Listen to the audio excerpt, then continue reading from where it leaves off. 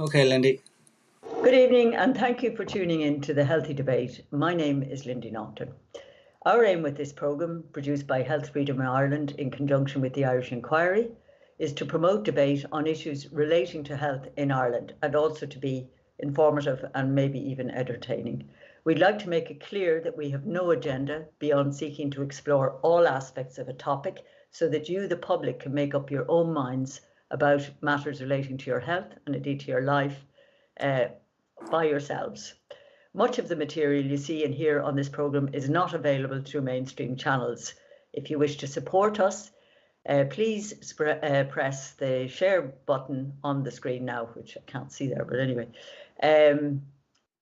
Well, we've had an eventful few days and maybe finally we're seeing a shift in opinion in both the mainstream media and from the public.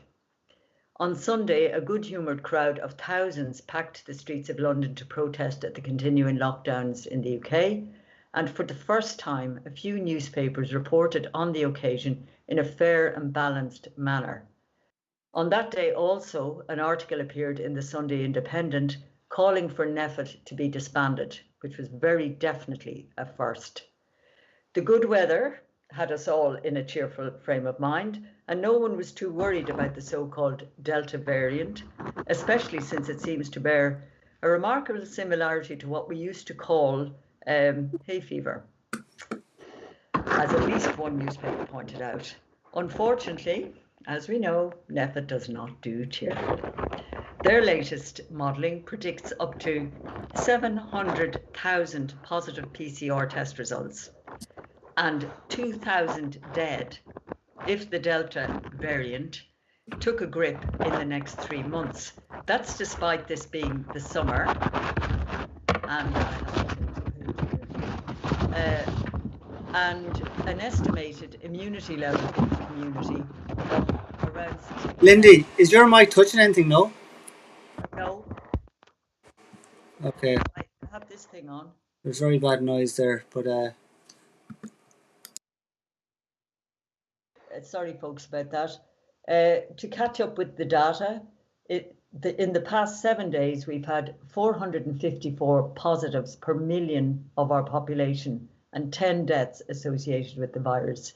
That's out of an average 590 deaths from all causes every single week, and an average 85 deaths every day.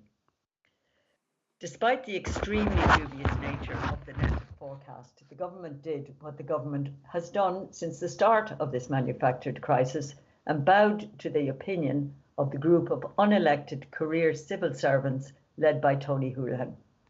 The reopening of indoor hospitality next Monday is now paused until a robust system can be put in. Michael Martin, when he was telling us this, didn't seem to realise that he was addressing an audience that's been watching packed stadiums and shiny, happy, unmasked faces at the European Football Championships. That's an audience also increasingly aware that restaurants, cafes and bars have been open in other countries for months with no notable rise in the level in virus-related infections. On the Claire Byrne radio show, Sam McConkey from the College of Surgeons stated the blindingly obvious: we can't go on like this, and the cautious reopening of the hospitality industry should go ahead on July the 5th.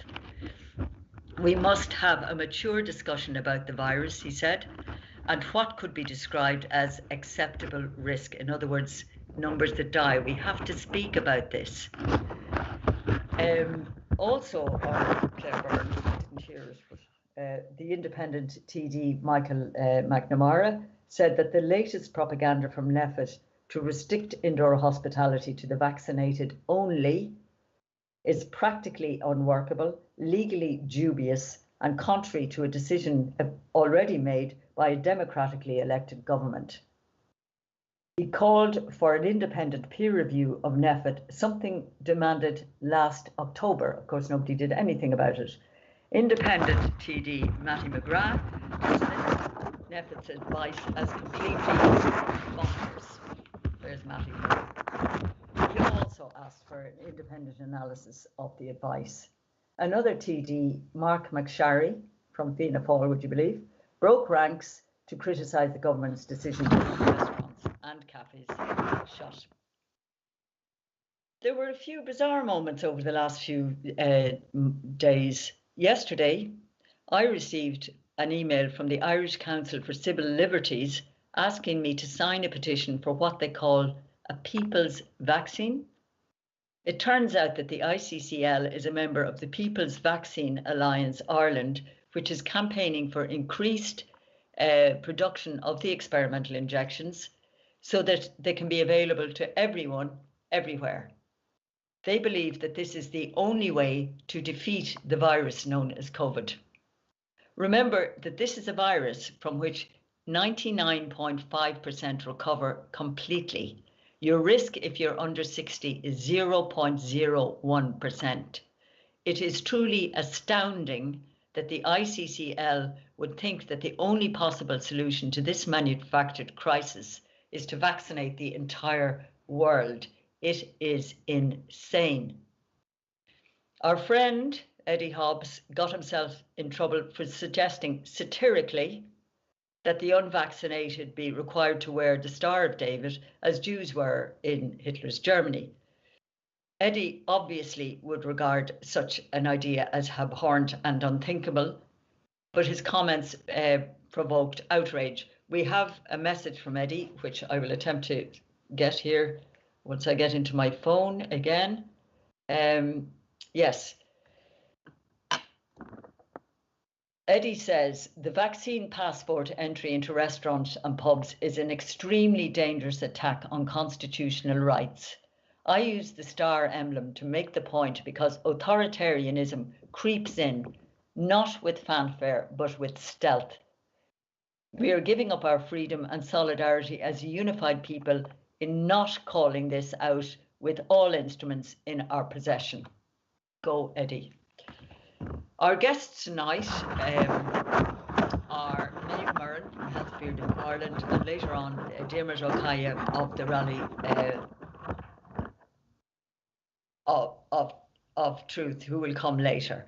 Our topic is the campaign to protect Irish children from the experimental injections and to protest against the continuing wearing of masks by school children in schools. Of course, school is ending tomorrow, so I suppose we have to get this sorted out by September. So we will speak to Maeve Murren first. Maeve, could you tell us about what's going on with this campaign? Maeve, could you unblock yourself or unlock yourself? I am. Can you hear me now, Lindy? Yes. Yeah. Okay. Sorry about that. Yeah, I mean, Health Freedom Ireland obviously have been working for a long time in the background, probably since the start of this pandemic, in a number of areas. But just recently, we had aligned with a group called Teen Herd, and obviously we've also made connections with Diarmaid, who's doing stellar work with his group in Cork. So to cut a long story short, there was an agreement that Diarmaid was coming up last Friday, the 25th of June, to present Norma Foley, the Minister for Education, with a letter, just laying out parents' concerns with regard to the ongoing wearing of masks and also to the potential for the rollout of a vaccine for young children in this country in relation to the COVID-19 virus. And there's a huge amount of concern across the board, Lindy. Parents are just very concerned. Children have not been at risk for this virus. The death rates have, there hasn't been high incidence of death, and they're not at risk for transmitting it. And to suddenly decide that you're going to roll out a vaccine to children of this age, one that's still in emergency use authorization, that's in clinical trial phase until 2023, just seemed to be radical. There was a huge amount of concern, frustration, and there was very little dialogue or forum for parents to acknowledge their opinions and how they felt about it. And exactly the same with the masks. From the time the masks were rolled out, we had been asking as a group, Health Freedom Ireland, along with a lot of other concerned parental groups, where is the risk-benefit analysis here? Where has the actual evaluation been done to say, is this worth our children health and well-being? Are we compromising their immunity by putting masks on their face? And I mean, the children, we're talking about the 13 to 18-year-old in the secondary schools, are wearing masks 5 days a week for God knows how many hours while in school. But on top of that, some of them may be wearing them on the way to school, an hour on a bus in the morning, and the same going home in the evening. It's an awful lot of time for children to be muzzled up all day long without proper oxygen. And it even came down to some of them doing the Leaving Cert this year with masks on them. So that's really what brought us towards this whole peaceful assembly together last Friday, Lindy. We decided that something had to be done.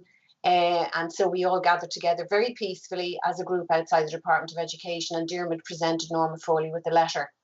So that's really, where I find myself with now with the groups. Yeah. So what will happen since the schools are now out? And are you getting any support from the teachers, come to think of it?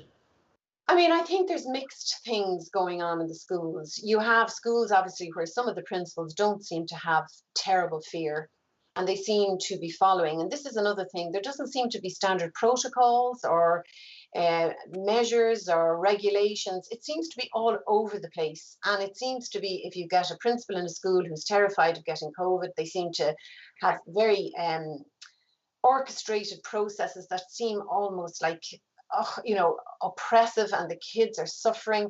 And then in other schools, it doesn't seem to be so difficult, where some of the parents have written to teachers, they've contacted parents' councils, the Department of Education, the Department of Health, the HSE, they've written here, there and everywhere, but it's very hard to get any clear indication of what exactly they've ever done to decide that masks were, first of all, effective, secondly, safe, and more importantly, are we actually ruining the children's health, both mentally, physically, and emotionally?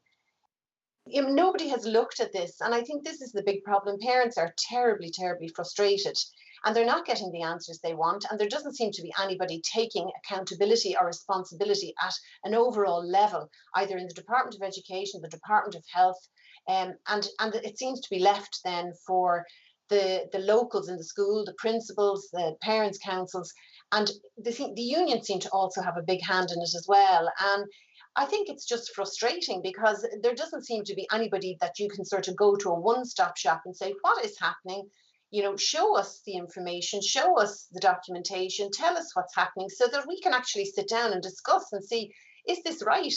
Is there something we can do here to make things easier for the kids? And I think that's mainly the issue, Lindy. Well, it's what I don't understand is where this mania to inject younger people who have virtually, it's 0.01% of dying or even getting sick. Where did it come from? I mean, initially it was all protect the elderly. So where did this come from? Yeah, I mean, from our point of view in Health Freedom Ireland, we've been a long time on the road in relation to what we call medical choice, freedom to choose, bodily autonomy. And I mean, especially with vaccines, there is no one size fits all. We're very aware of that. And so to suddenly make a blanket decision or even a potential decision to roll something out to children that really is still in a clinical trial phase is very alarming. And I think it's something that has to be hugely discussed. It has to be given a forum where there's open debate and dialogue. So they have to look at the stats. Our kids here of the ages that we're looking at risk for this virus. And furthermore, are they at risk for passing it on to granny or the neighbour next door? And there's very little clarity on that. I think certainly the data doesn't show that. So, we don't understand the sense of people being compelled. And there's a huge amount of fear because one of the things most recently that's come from across the planet, I think in Europe and in other parts of the world where it has been rolled out, has been issues with myocarditis, which is inflammation of the heart, Lindy, in younger children. And I even saw today there was a post up from a couple who had put their daughter forward for clinical trials, and she had ended up with paralysis from the waist down. Now, I'm not saying that's happening all the time with everybody, but my point is they seem to have had issues even in the clinical trials getting recognition that it was related to the vaccine. There seem to be implications that, she might have had this before she got the vaccine, although they're stressing urgently that she never had any illness before it. So, there has to be accountability and there has to be, parents have to feel safe. And I certainly don't think there's any sense of safety around it at the moment. I mean, I saw, well, we won't go down the road of pro and anti injection, but I did see a statistic somewhere that this particular injection has had 10 times more side effects and deaths than every other vaccination in the history of vaccination, which to my mind is just outrageous. And I deal with children. And I must say, most of them are bearing up pretty well. But then I see the better ones, the ones who are coming out.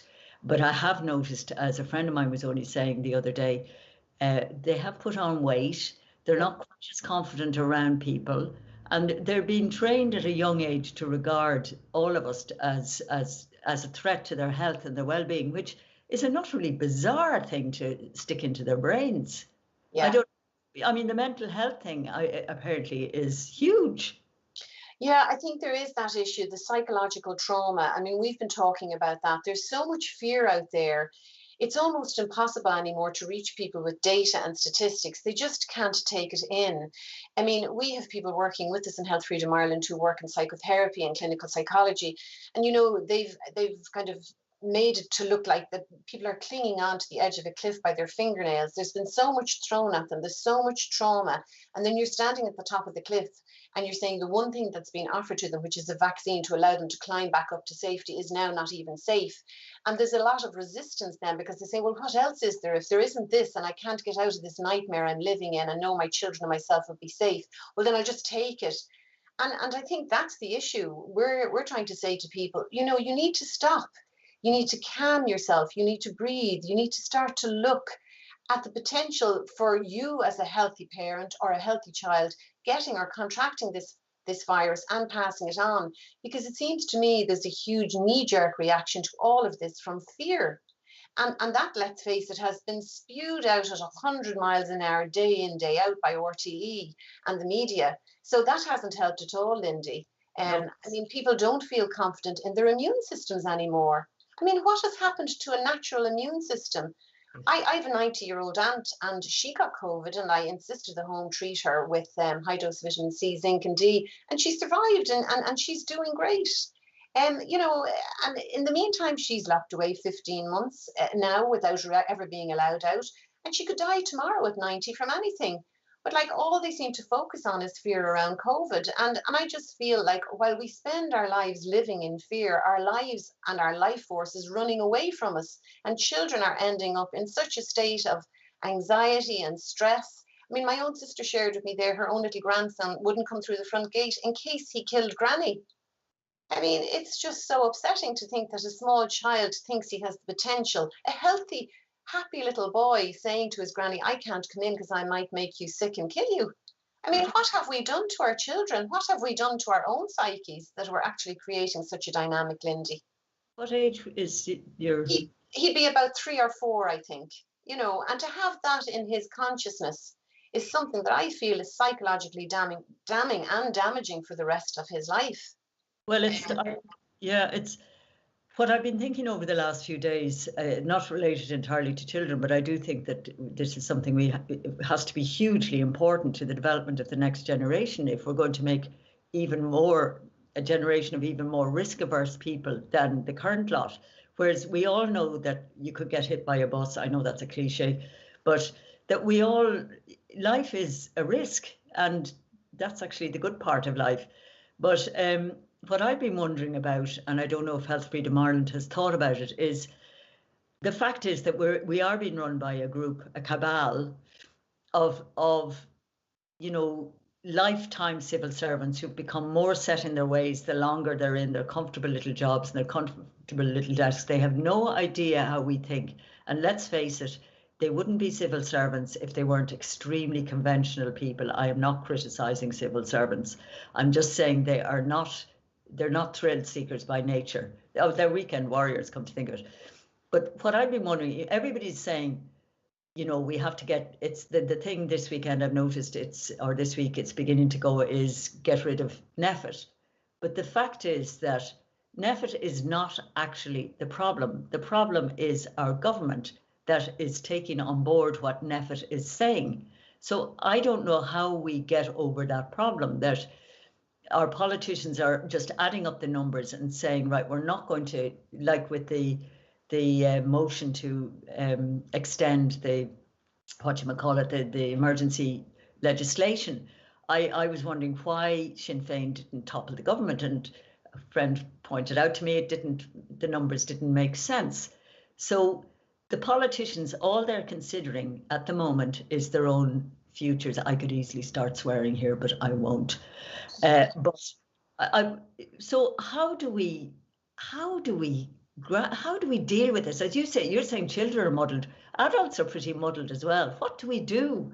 We're shouting and roaring and no one's listening. I mean, I think we've discussed this at length, and obviously within our group, we have people who study neuro-linguistic programming, we have psychology, we have psychotherapy, and we sort of feel people are sort of battle fatigued at this stage. It's very hard to reach them. They've almost switched off because the level of stress, people are trying to work at home, they're minding kids, they're trying to actually keep body and soul together. So that's about as much as most can cope with. And then you're asking them to sort of be discerning over things the government are spewing out. And it's extremely difficult. A lot have just switched off, I think. And this is what I find really, really distressing. Like, we have to more than ever, I think, reach out to the heart of the Irish. I find the country for me has become almost an alien place. I go in now and people are not happy. They don't look at you anymore. There's no connection at a human level. Everybody has masks on. And I mean, I looked around even here today, what was it, 22, 23 degrees of heat. And this is a seasonal virus. And like everybody's walking around as if it's lurking in every corner. And even outside, people are wearing masks constantly. And I actually find it almost assaults my senses, Lindy. Yeah. I can't understand it. And I'm not saying, I understand the fear. I certainly don't feel fear because I've been out for months now and I have a very strong trust in my own immune system. And I know myself, I've travelled away last year and I see people who've travelled away and people are doing so much. You're in and out of supermarkets. There's thousands of people in there with the staff, footfall every day. And those staff aren't keeling over with COVID-19. And I've asked in nearly every supermarket in the town I live in, again and again, much to my husband's mortification, is anyone sick? Nobody is sick. You know, and I mean, this is the thing. I know people have died, and I do not detract from the severity of what people's grief and the heartbreak. But like, we have to get to a place where we can live with this, and we have to build trust in our immune systems. And obviously, there's so many treatments out there which we can actually rely on, which are not being allowed into the Irish consciousness. Like, we've done a huge campaign on hydroxychloroquine, which we know is works very effectively with helping those, especially the vulnerable with COVID-19. We've done huge work on ivermectin as well, but they're not just allowed into sort of the medical practices. The doctors don't seem to be able to dispense them, and I don't understand that. I mean, surely if you've got very treatable um, conditions and you have protocols available that would reduce hugely the risk of even the most vulnerable and compromised in the community, we could open up society tomorrow without all this fear. But it seems to me as if this government and NEFET are trying to maintain this emergency situation and keep us locked down, because that's the only way they can justify rolling out this emergency use vaccine. And that to me is nefarious, because what it's saying is we're not going to let anybody out, because then immediately the vaccine will no longer be something that needs to be pushed on the public. And I'm simply saying it never needed to be pushed on the public. We had alternatives there that could have been used way back and saved God knows how many lives. So, yeah. Yes, I think I said it last week that I came across Robin Minotti's account of his own family, 4 members of whom fell ill and 2 ended up hospitalized. But this was before the atypical pneumonia that became known as COVID Yes. even arrived. This would have been in late 2019. And they were treated as, the doctors treated them for exactly what they saw in front of them. And then suddenly this new disease is given a name, or this new virus is given a name, and suddenly it becomes impossible to treat. And doctors, I don't know what happened to the medical profession. I wish I did know. But as you rightly say, there's been treatments right from the start. And when doctors were just faced with sick patients, they dealt with them, not even with a hydroxychloroquine, just with regular medicines that they have, steroid. I better not start mentioning any because I don't know them, but they treated them. For instance, they discovered, I know asthmatics apparently don't get, there's things like that. There were various elements that we're not allowed to discuss. But so I really wonder at what happened to the medical profession, that they accepted that this small group of, let's face it, in Ireland, a group of people that are either they have medical degrees, but they never practice medicine. So what the hell do they know? Why they allowed themselves to be, I don't know what the word is. I think we were all a bit overwhelmed. But also, as you were saying, I predicted, I can right back from the start, I thought what they're going to say, I always had a feeling that at the back of their mind, they felt they'd backed themselves into a corner. And I thought, as sure as anything, they're going to bring out a vaccine at the end of the year. And when seasonality kicks in March and the vaccine goes back, as it did this time last year with no injections whatsoever, they'll claim it was because of the vaccine. But, we're sitting here discussing, this situation, and neither of us have a faintest idea how we're going to get out of it. No, and I mean, I think everybody knows that from the outset it was, we have to actually flatten the curve. And we all did that. And then it was protect the elderly and the vulnerable. And we know how that turned out, because so many died as a result of this pandemic in the early stages, March and April, from just negligence and moving sick people into the homes. And then we had a similar spike, as we know, after the vaccine rollout in January and February of 2021. We've done a huge piece of work on that, but we can't get that out into the public domain either, Lindy. I mean, there's so many things gone on this year that have not actually been dealt with in any way transparently by either the government, the media, or NEFET. And we even wrote to 6,600 doctors through our community-based members. They were so good, people across the country. They delivered letters to all the doctors' surgeries on hydroxychloroquine. And we set up an email for the doctors to come in. I think we got 2 replies that were actually so negative. Like, it was as if they just wouldn't even entertain it. And I don't understand where this ethos comes from. I mean, surely if there is something out there that has the ability to help people with this virus, to perhaps protect them from it even, because it has supposedly an what's the word, a remedial anaphylactic, I think they call it. No, not anaphylactic, but you know where you can, prophylactic, that's the word. Not prophylactic. So we can protect them as well as treat them. Like, if that's available, why in the hell are we not using it? And the same with ivermectin. And there's other things I've heard about, like Artemisia from Madagascar, and things like inhaled steroids. There's so many things out there that we could have introduced into this country, but for some reason they just seem to not allow it. And I mean, there's a lot of questions I think a lot of people have that we'd like answers for, and they don't seem to be forthcoming, and the doctors don't seem to be pushing it either. It seems to me as if anybody who pushes their head above the parapet just gets their head blown off. So it's much easier for the rest just to go with the flow and not say anything, because it's about security and maintaining their reputation. I mean, that really saddens me, because how many have suffered and lost their lives because of this blind obedience and compliance? And it's happening within the general public as well. Like, unless we actually start to ask questions and seriously push back, you know, and say, look, why aren't we getting these things offered to us? And why are we being told the only thing for this is a vaccine? For an illness in a lot of healthy people has a 99.7%. We all know this recovery rate.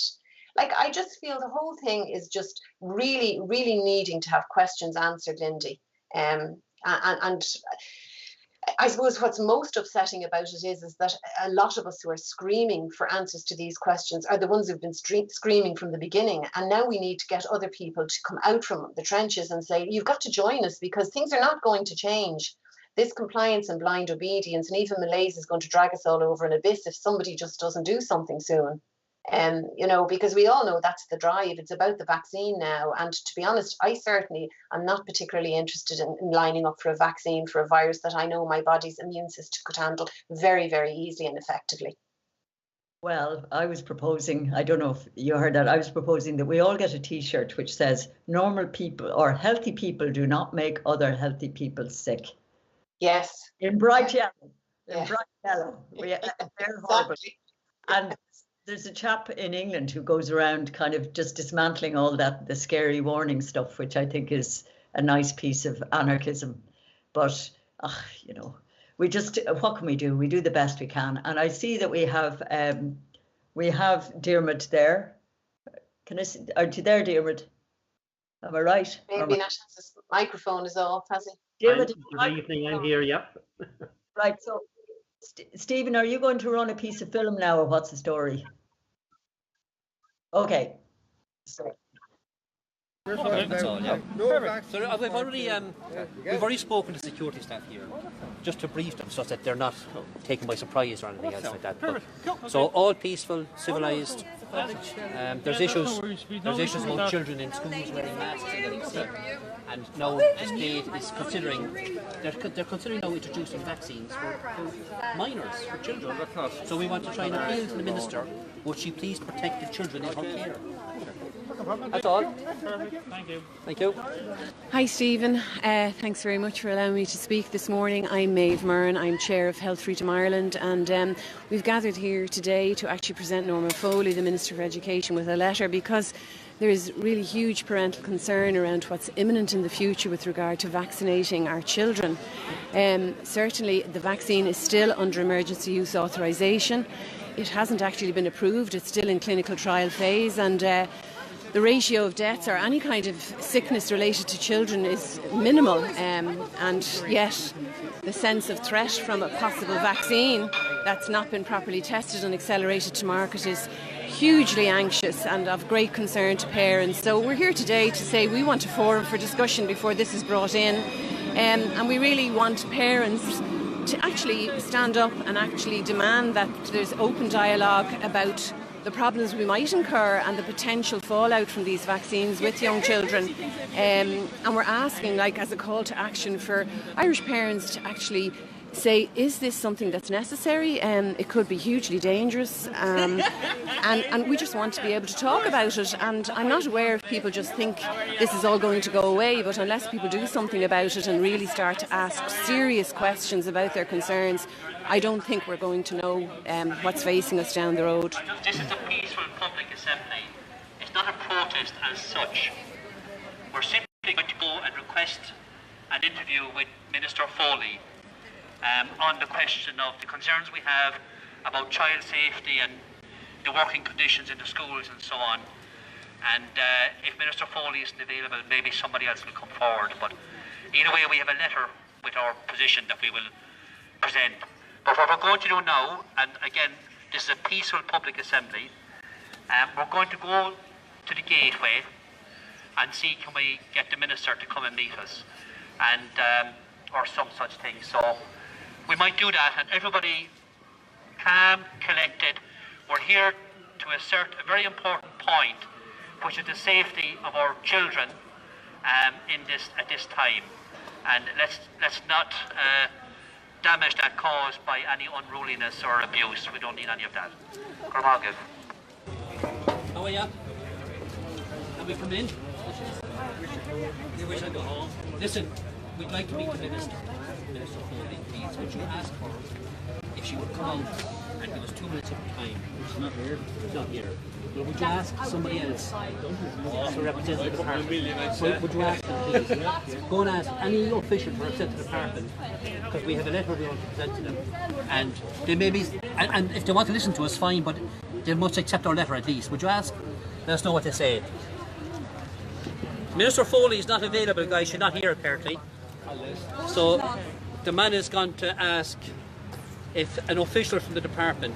You can see it's a very big department, so we expect that there's somebody in there who's got 2 minutes to spare and come and receive. Jimmy has a letter there to present to them. This is very important. Whatever about grown adults, that's one thing, who can make their own decisions. Children rely upon adults to look after them, and teachers have that special duty of care. They're being shoved into a situation where children are being damaged, and they themselves are being damaged. But parents mustn't allow it. They should be in contact with the boards of management. They should be in contact with the Department of Education, with the health services. Everybody who has responsibility in this arena, they're responsible for our children, and if we're going to let it go by that our children are abused in this way, then really that's the end game. We're not much of a society if we can't do that.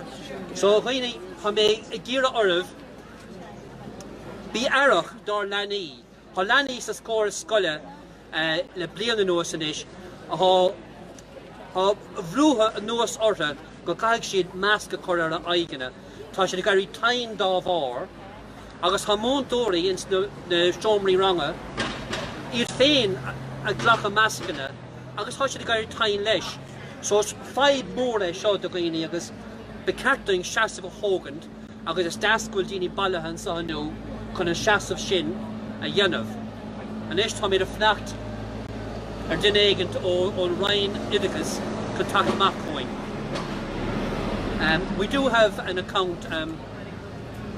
We do have an account actually from another teacher who contacted us this morning and who sent us an email. I think Peter might have it. Yeah. Will you come in here, Peter? The people are observing here. Yeah. So I have an email here from one particular primary school teacher who just asked me if I could read it out. So this letter is to whom it may concern. I wish to make a statement outlining the psychological, emotional development and educational impact set upon children by school closures and subsequent restrictions, including the wearing of face coverings in a primary school setting. From an educational perspective, the lockdown was a disaster. Academically, children in general are far behind their normal curricular points of development, and this is most notable in the core subjects. From a developmental and emotional point of view, it is no secret that children need to interact with each other and share experiences whilst learning social skills. They have been deprived of this by being effectively locked away. Children from a young age have always been taught and encouraged to share, whereas now they are being instilled with a fear of sharing by those of us who are supposed to guide them and show compassion. Teachers themselves are afraid and so invested in the belief of fear that they themselves effectively practice a form of apartheid. Children are told not to touch each other, not to play certain games, not to mix with their friends from other classes, and consequently cannot help each other in any normal daily physical forms, such as picking up another child's jumper from the yard. Children, especially young children and children with learning difficulties, need to see their teacher's face. Facial expressions are a vital part of communication. Yet there are children who do not see their teacher's face from one end of the school day to another. Despite the department's mandate for face coverings, which obliges all staff to wear a face covering when a distance of 2 metres from one another, person cannot be maintained. Many boards of management have invented their own rules and have forced teachers to wear a face mask all of the time, including when outdoor and during PE.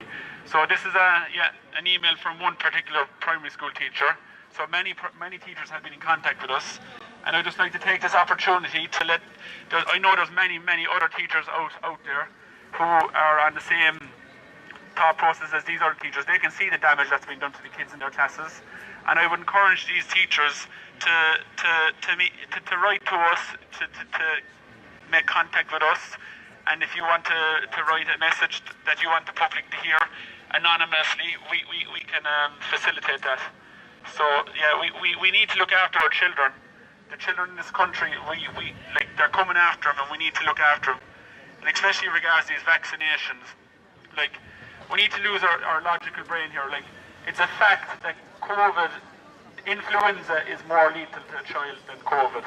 That's a fact, okay? So it's a fact that these vaccines are experimental. They're experimental till April 2003. It's a fact that we do not know the 23. It's a fact that we don't know the long-term effects of these vaccines. So why are we experimenting on our children? Why are we using them as part of the research? It's a fact that these vaccines, you can still spread COVID with them, you can still get COVID with them, so the negatives potentially far outweigh the benefits. Why are we gambling with our children's health and our children's lives? We need to start asking these questions before it's too late.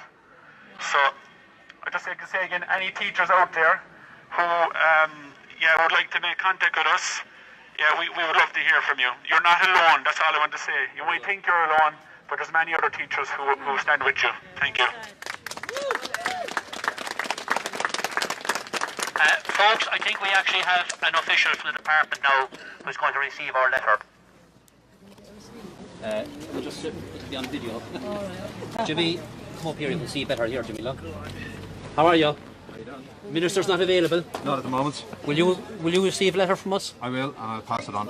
And what's your name? Sorry, John Kelly. John. Thank you very much, John. Okay. Yeah, thank you. Bye-bye now.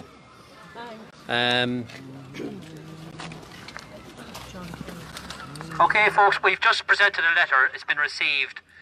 I might just read out what's said in the letter. I hope it covers everything anyway. One second, let me take my glasses there because I can't read them. It's addressed to Norma Foley, TD, Minister for Education, addressed here, right? It says, Dear Minister, parents, teachers and children have spoken of their concerns regarding the policy within schools in relation to the wearing of face coverings. There are many accounts of face rash, sores, headache, nausea, depression and social withdrawal, among other adverse symptoms, arising out of wearing face coverings over extended periods of time. The policy followed appears to differ from school to school. We ask for clarification of the following, please. Number one, is the department deciding the policy on face covering, or is it decided locally by boards of management? Two, what risk assessment has been carried out by the Department of Education in regards to the wearing of face coverings by both staff and students? If none, is the department aware of any risk assessment carried out by the HSE, the Health and Safety Authority, NEFID or any others? What measures have the department taken to ensure that the legal rights of both staff and students in regard to face coverings and exemptions is respected in our schools? Finally, parents have expressed grave concern and opposition to the suggestion that their children may be targeted for vaccination. Children have been shown not to be at risk from COVID-19. With schools getting ready to resume in September, we ask for your assurance that the right of both staff and students be respected and that individual schools be advised accordingly. We're asking for your reply to the specific questions and your commitment to safety within our schools, and we look forward to hearing you. So that's a letter from the Independent Campaign for Truth and Proper Healthcare. So I would expect we will get a reply, and we should. The issue of child safety deserves a reply and deserves these concerns to be answered. And we would like to see the department rolling out policy which protects children, not that neglects and allows them to be abused, and that they have some hands-off distance that they might think absolves them. But they are the body of government, and Minister Foley is the minister with responsibility. So we want them to do their job and protect our children. And again, as Peter said, there are teachers out there at all levels of education. We ask you, come forward, come on record and explain your experience. And students, come on record. Somebody told us yesterday evening, or raised a question, wasn't it very brave, if you like, of school kids in the last couple of years to come out on strike in defence of the environment and ask for measures on that level? Well, maybe they should consider coming out on strike from the schools in defence of their own health and their own education.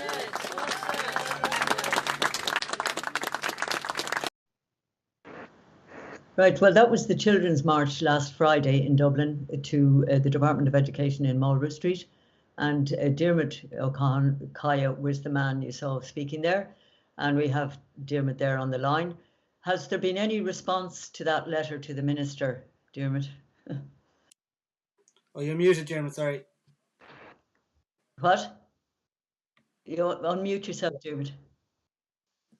Now, can you hear me? Yeah. Yes. Yeah, great, sorry. We did actually get a response within about an hour of handing that letter in, but the response was brief. It was simply an acknowledgement by the Minister of our concerns and an undertaking that she would reply in more detail at a later date. So we haven't had the more detailed reply, but we do have a commitment that she has received it and that she will reply to us. I think it's urgent that she does reply, because even since that Friday in Dublin, I have actually 3 separate parents who have issues, who have contacted me because my name was put out there, and both problems with their teenage children not being allowed access to schools, centered around this issue of masks and face coverings. And I know in February, the Department of Education has issued new guidelines to the schools going forward. And still again, in those guidelines, it does not say there's a requirement of schools to have mask wearing on either staff or students. The guidance acknowledges the legal position, which is that there are people who cannot wear these face coverings, and there are students who cannot wear them, and those rights must be respected.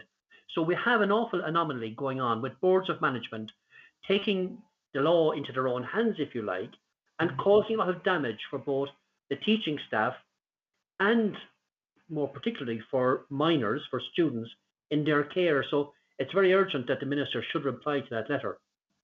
Well, the Dáil is standing up for its summer holidays, I think, on the 15th of July, am I right? Oh gosh, they're so stressed. They need to, in the middle of what they say is the deepest crisis facing our country, that they're swanning off on holiday. I think that tells you their level of interest, really. It's an absolute utter scandal that they feel that they have so little to do while everybody else's life is on hold. Even traders today, I was with some people earlier on this evening, and someone who'd worked in a pub and was looking to get back into their trade was invited yesterday to come in to fill their booth with bottles of beer because they're going to go out of date.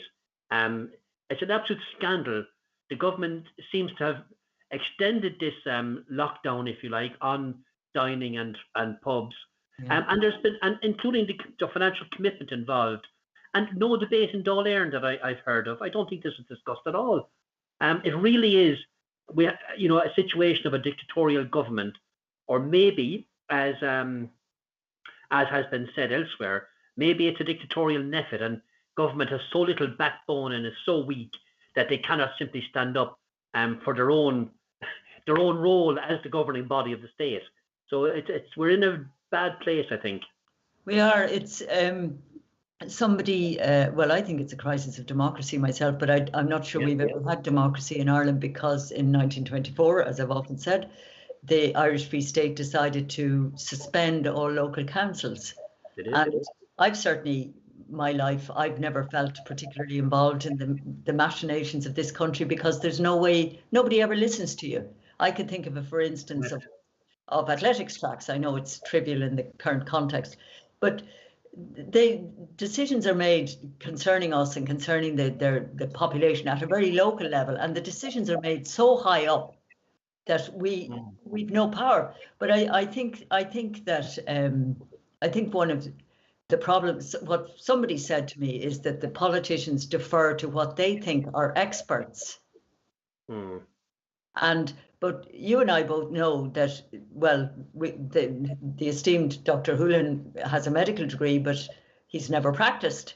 And I find it quite incredible that he doesn't appear to have noticed that the rest of the world has opened up.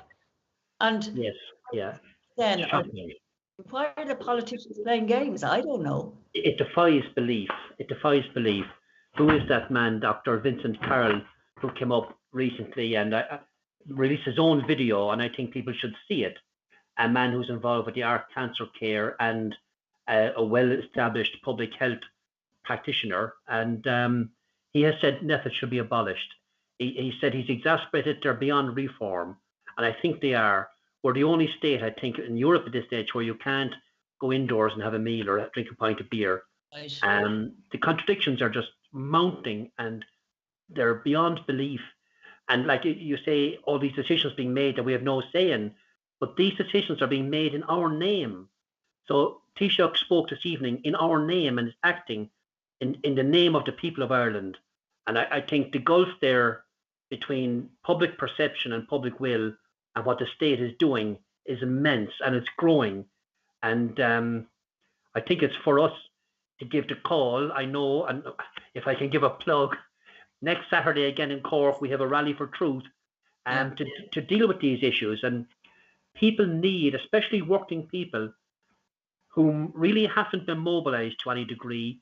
I think they're betrayed by their official, shall we say, representatives who have deserted them.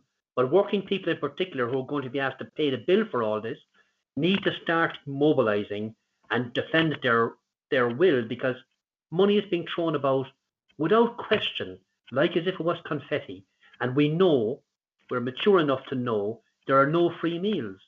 Someone is going to come back and look for their pound of flesh, and we won't be dealt with kindly when that day comes. So we have to organise in a very mature and calm way to be ready for this, so as not to let them steal a march. What worries, I saw a good point made today about, I mean, Vincent Carroll, we had him on the programme, and he's certainly a very convincing argument. But what somebody said was, I mean, I was really frightened to see that the Irish Council for Civil Liberties is tied up to a vaccine promoting international body. And yes, unbelievable, What somebody is saying is, if they get rid of NPHET, will they then go to that even more extreme group led by Thomas Ryan, is it, from Trinity? I mean, you know, what's going to happen? We're a mess. I think you're right, but people have got to take to the streets.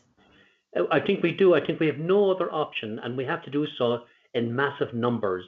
And I believe this will happen, but it depends on good individuals taking responsibility and stepping forward. But we need to come on. I mean, you mentioned ICCL. You know, there's been protests at their offices for their complete abandonment of defending basic human and civil rights already. That organisation is like NPHET, is beyond reform. They are no longer to be regarded as defenders of civil or human rights. And now they have the barefaced audacity to join a campaign for what they're calling the people's vaccine. How is it the people's vaccine? Big Pharma are going to cream off billions and billions. This is anything but the people's vaccine. And aside from it being unsafe or anything else, to call it that, they're just trying to sell it. They're taking up the government, and they're taking up the interests of the most powerful groupings on the planet, the largest corporations, and shame on ICCL for doing that. The their name should be thrown in the mud. They're no good. But we must build, and thank God there are some good human rights and legal advocates still in the country, and we must organise and build that so as not to accept all this horrible dictate from us. People are genuinely depressed over this. It is frightening that it's to continue without even an end date. We're waiting now, I suppose, for our vaccine passports. So we know who's allowed to sit inside the pub and who has to sit outside the door. I mean, I'm laughing, but it's very serious. If they get away with it. I mean, I saw somebody putting up something about that we've always had vaccine passports, but this is just not true, because this is not malaria. What was it? Yellow fever, and what were the ones we used to get when you travelled abroad? You had to get. You did. Vaccine. Yeah. I know them. Yeah, but malaria and cholera and all these things. Yeah. I mean, different thing for a visa, but even then, you're visiting a foreign country where you might pick up this terrible, and the disease might actually kill you. Like, people aren't dying from this COVID, whatever the nature of it is. We've seen the figures. They just don't uphold any claim that there's a pandemic and that people need to vaccinate the whole population for. And now, of course, like that event last Friday in Dublin that we organised, that was under the slogan to protect your children. Yeah. Now the threat is they're going to go to our youngest children and vaccinate them, and maybe even require them to be vaccinated in a school setting. Imagine one of the teachers' organisations has asked for this. Unbelievable that people would contemplate such a thing against people that have no danger whatsoever from picking up any kind of a viral infection. And they want to introduce this, all serving an agenda that somebody else is writing, and it's being written outside of Ireland, I fear. But what would you call them? Our overseers of enslavement. That's what you used to call those herding the slaves, an overseer. This is what our government is like. They're going over the top to show how obedient they are to their master, and we're paying the price heavily of it. Our economy is wrecked. Our public health is wrecked. People are dying from lack of treatment. People are not going to even simple GP services. Yeah. Those are being missed, and people I know on a broad scale are suffering illness because of it. And God only knows the long-term effect of these vaccines. Yeah. So they're wrecking our country with absolute irresponsibility and in such a cavalier manner. It doesn't matter. They're just doing this. And it doesn't matter what we think, but they're doing it in our name. That's the democratic crime, if you like, or the crime against democracy that's going on. Is being done in the name of the Irish people? And yet none of us really were informed or asked, is this what we want? There's just one thing I noticed from the London thing, which was that the policemen there were actually taking selfies for people and being much more amenable. And I just wonder, have we any hope of the Garda Síochána, who I know by and large are a very honoured body of people who are basically social workers, let's face it. I just wonder, is there any way of motivating them to be, because I've Garda friends who've told me stories about what's going on, and so they're not pro what's going on at all. I wouldn't think they're family people like the rest of us, and I like to think that, personally speaking, I like to think, even though I've been arrested and all the rest of it along the way and detained many times, but I like to think that they're decent people, most of them, and hopefully, that decent trend amongst them will carry on and will win the day. People who are engaged in public events should be mindful not to allow provocations and to keep cool-headed all times. Keep cool-headed. We must build a movement which is peaceful and dignified, but still asserts our right quite clearly and unambiguously. What we're demanding in these various manifestations and peaceful assemblies that take place is all common sense and is all quite proper, and we're all within our rights in what we're doing. And so we should stand in a dignified way and keep doing it and try our best to appeal, especially, as I'm saying at this time, working people need to have their own condition, if you like, explained, because who do you think is going to carry the bill for this at the end of the day. Already you hear speculation about our budget coming up in October, I think it's the budget. It is going to be an eye-opener, and Ireland won't, if left to their own resource, Ireland will not be what it's been. We're going to go down a road, and there'll be austerity like not seen before, and perhaps even something like much tighter European integration.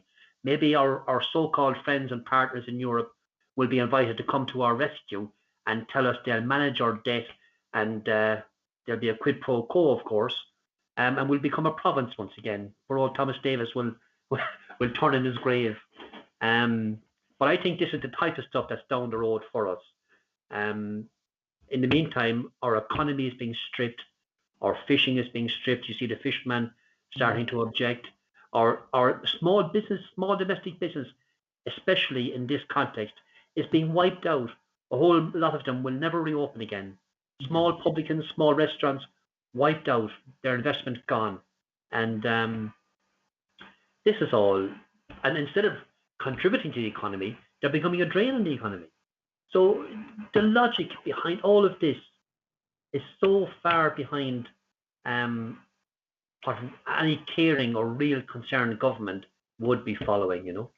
And without safety, I mean, just thinking back to this event in Dublin on Friday at the Department of Education, like what some of the teachers that we've been speaking with have highlighted for us is that all this program being implemented in the individual schools has been implemented without any health and safety assessment, no risk assessment for either the staff or the students in this extended time wearing face coverings and so on. None carried out by either the health board or the department, and we've had that confirmed to us independently from different teachers who followed up on it.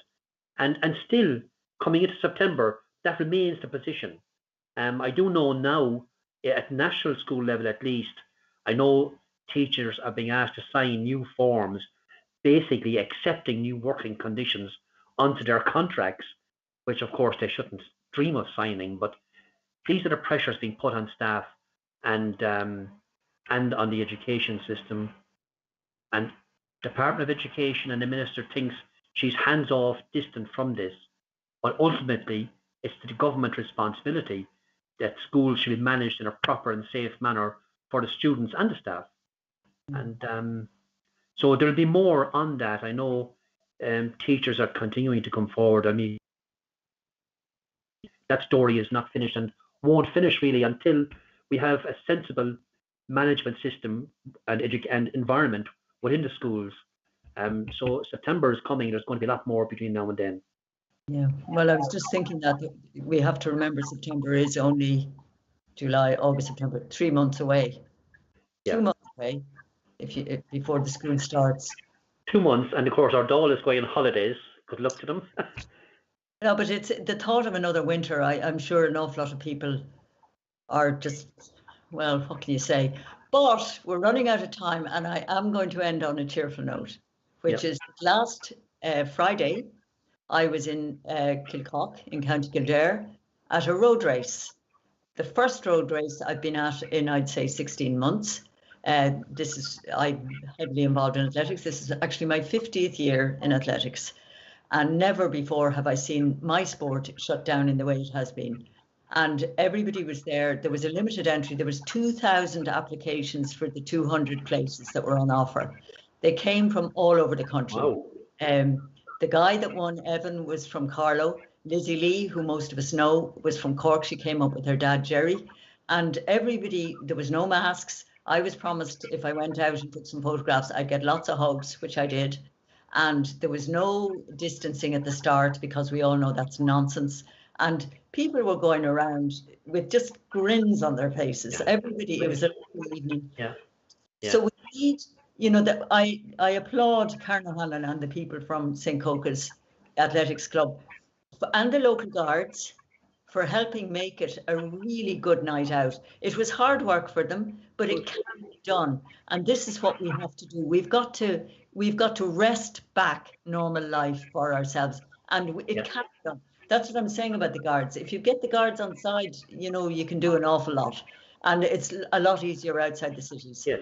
So Yeah. on that note, I would say once again, congratulations to all 203 finishers in Kilcock. It was a wonderful night and shows that there is a way out of this darkness if we all just decide we're going to live our lives as normal again.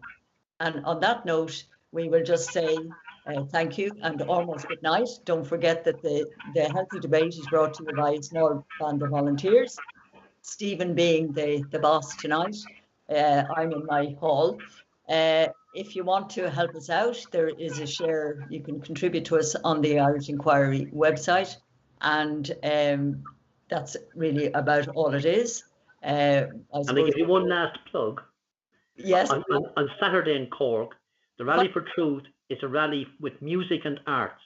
So we have about 7 high-class, high-quality musical groups who are going to perform. So we're guaranteeing sunshine. So everybody should come to Cork on Saturday for the Rally for Truth.